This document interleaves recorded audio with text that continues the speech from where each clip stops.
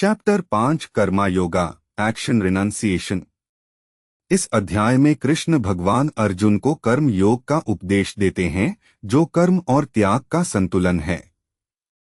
कृष्ण कहते हैं कि कर्म करने से ही मोक्ष की प्राप्ति होती है, लेकिन कर्म करने में आसक्ति नहीं होनी चाहिए। श्लोक 1 से 3 कर्म और त्याग।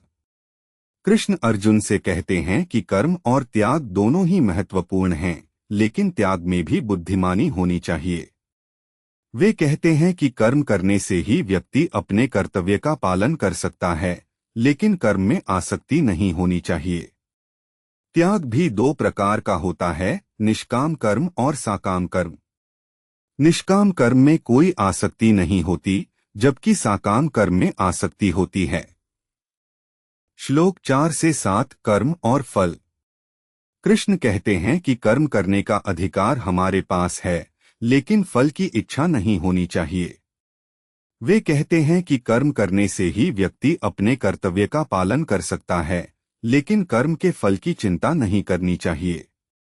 कर्म और फल में अंतर समझना महत्वपूर्ण है।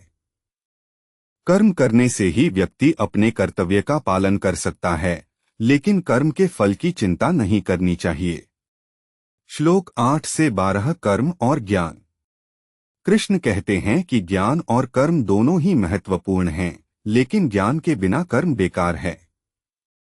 वे कहते हैं कि ज्ञान के माध्यम से ही व्यक्ति अपने कर्मों का फल समझ सकता है। ज्ञान के बिना कर्म करने से व्यक्ति केवल भौतिक सुख की प्राप्ति कर सकता है, लेकिन आत्मा की शांति नहीं मिल सकती। श्लोक 13 से 18 कर्म और योग। कृष्ण कहते हैं कि योग के माध्यम से ही व्यक्ति अपने कर्मों का फल समझ सकता है। वे कहते हैं कि योग के माध्यम से ही व्यक्ति अपने मन को नियंत्रित कर सकता है और कर्म में आसक्ति नहीं होनी चाहिए। योग के माध्यम से ही व्यक्ति अपने कर्मों का फल समझ सकता है और आत्मा की शांति प्राप्त कर सकता है। श्लोक 19 से 23 कर्म और त्याग।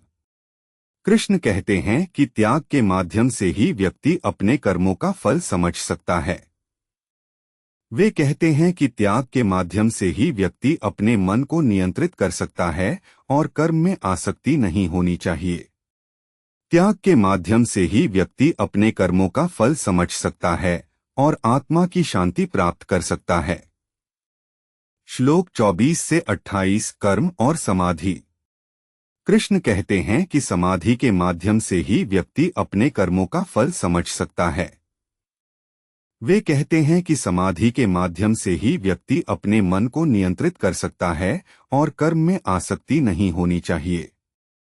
समाधि के माध्यम से ही व्यक्ति अपने कर्मों का फल समझ सकता है और आत्मा की शांति प्राप्त कर सकता है। श्लोक 29 कर्म और ब्रह्मा। कृष्ण कहते हैं कि ब्रह्मा के माध्यम से ही व्यक्ति अपने कर्मों का फल समझ सकता है। वे कहते हैं कि ब्रह्मा के माध्यम से ही व्यक्ति अपने मन को नियंत्रित कर सकता है और कर्म में आसक्ति नहीं होनी चाहिए। ब्रह्मा के माध्यम से ही व्यक्ति अपने कर्मों का फल समझ सकता है और आत्मा की शांति प्राप्त कर सकता है। Implementation in real life. कर्म योग के सिद्धांतों को अपने जीवन में लागू करने से व्यक्ति अपने कर्तव्य का पालन कर सकता है और आत्मा की शांति प्राप्त कर सकता है। कर्म में आसक्ति नहीं होनी चाहिए और कर्म के फल की चिंता नहीं करनी चाहिए। ज्ञान और योग के माध्यम से ही व्यक्ति अपने कर्मों का फल समझ सकता है और आत्मा की शांति प्राप्त कर सकता है।